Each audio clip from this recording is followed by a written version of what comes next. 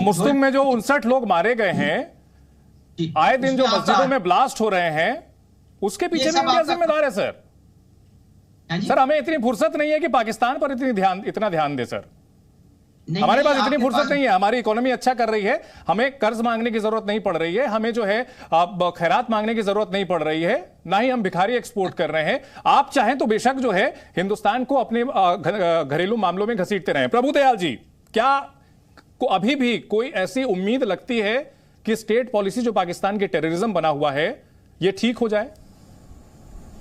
मुझे कोई उम्मीद नहीं है कि पाकिस्तान की पॉलिसी में कोई बेहतरी होगी, क्योंकि स्टेट स्पॉन्सरिंग टेररिज्म तो इनकी बड़ी पुरानी पॉलिसी है और इनके नस नस में घुसी है। देखिए आईएसआई जो है वो भारत के खिलाफ तो स्टेट स्पॉन्सर्ड टेररिज्म का इस्तेमाल करता ही है, अब वो दूसरे देशों के खिलाफ भी करने लगा, और इसी वजह से दुनिया भर में पाकिस्तान की जो चर्चा होती है वो एक टेररिस्ट देश की तरह होती है। अब बहुत से ऐसी संस्थाएं हैं जैसे लश्कर तैयबा, जैश ए मोहम्मद, इन सब को पाकिस्तान गवर्नमेंट से फंडिंग मिलती है, आईएसआई से ट्रेनिंग मिलती है, हथियार मिलते हैं पाकिस्तान आर्मी से, और इनका इस्तेमाल किया जाता है खासतौर पे इंडिया के खिलाफ जी। इसमें कोई बदलाव नहीं आ रहा है और ना आएगा, क्योंकि ये तो इनकी अब एक पॉलिसी बनी गई है। अब जैसे आपने जिक्र किया कि वहां पर कैसर फारूक की हत्या हुई है, तो जैसी करनी वैसी भरनी, if you live by the sword you die by the sword, ये तो होता ही ऐसे। और अब एक के बाद एक बहुत से यहाँ जो पाकिस्तान में आतंकवादी बैठे थे इनकी हत्याएं हो रही हैं।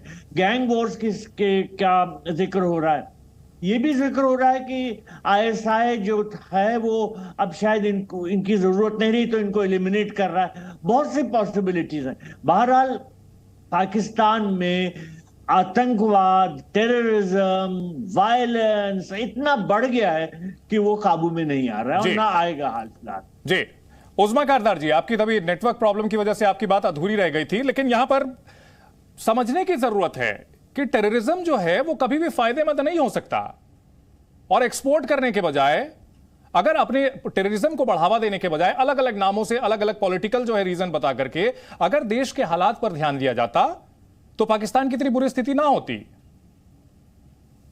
देखिए साफ सबको नजर आ रहा है, आपके प्रोग्राम जो भी लोग सुन रहे हैं उनको पता है कि चूंकि आप कनाडा में इतनी मुश्किल में है और वहां का जो प्राइम मिनिस्टर है उसने सीधा वहां पे आप लोगों पे टेररिज्म का जो है वो जी कौन सा बयान था उनका टेररिज्म का मैम? तो आप उस्मा जी आप एक जिम्मेदार पार्टी के नेता हैं, आप अटेंशन डाइवर्ट करने नहीं उस्मा जी नई नई कहानियां पेश कर रहे हैं। अरे आपके यहाँ लोग मारे जा रहे हैं, दुनिया को उसका कनाडा से क्या लेना देना? और दूसरी बात जो आप जिन ट्रूडो साहब को जो है अपना रहनुमा बता करके, ट्रूडो साहब ने यह भी कहा कि भाई हम भारत के साथ मिलकर काम करना चाहते हैं।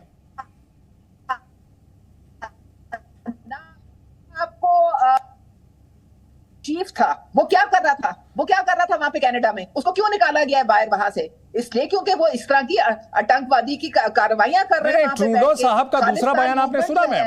खालिस्तान मूवमेंट जो है वो दिन ब दिन जोर पकड़ती जा रही है, और आप जो है अब आप लोग चूंकि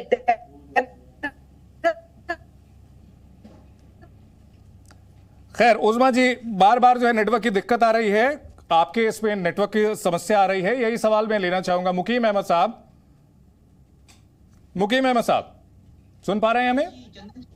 जी मैं चंदन जी जवाब देता हूं जी। ये मई 2023 में रश्मीत सिंह को आपके लोगों ने बर्तानिया में मारा, जून 2023 में अवतार सिंह खंडा को मारा, और गुज़िश्ता दिनों में 15 लोग इसी तरह चुन के मारे जा चुके हैं। आप उस कनाडा को तो आप बार-बार, अरे आप तो जर्नलिस्ट है सर, ट्रूडो साहब का अगला बयान तो आपने सुना होगा, उनका यह कहना है कि हम हिंदुस्तान के साथ मिलकर काम करना चाहते हैं। नहीं, मिलकर काम करने का मतलब यह है कि क्या मजबूरी है उनकी सर, क्या मजबूरी है? सुने भाई, उन्होंने आपको लाइसेंस टू किल दे दिया कि मारो जाके सिखों को वहां पे, इसका मतलब ये हो गया? Do you take it like this? आप ये समझ रहे हैं कि उसका मतलब ये हो गया कि बर्तानिया में भी बंदे सर बहकी बातें कर रहे हैं सर। नहीं बहकी बातें कर रहे हैं।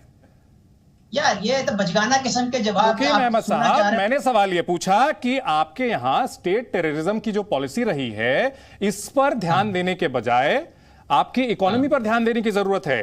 आपके यहां जो गरीबी बढ़ रही है, जिस तरह से लोगों को डिपोर्ट किया जा रहा है, प्लेन से उतार दिया जा रहा है, ये कह करके कि वहां जो है भिखारी एक्सपोर्ट किए जा रहे हैं पाकिस्तान से। सर ये बहुत शर्मनाक सिचुएशन है। हिंदुस्तान का फोबिया निकाल दें अपने दिमाग से, आप लोग अपने देश पर ध्यान दें। तो ये बताएं कितने किसानों ने खुदकुशियां की आपके यहाँ? बताइए आपकी ज़राअत का क्या हाल हुआ जब आपने ये नई कानून साजी की थी? 1 साल तक सिख आके दिल्ली को ब्लॉक करके बैठे रहे। हमारे यहाँ जो प्रदर्शन होते हैं उसमें सरकार उनकी सुनती है।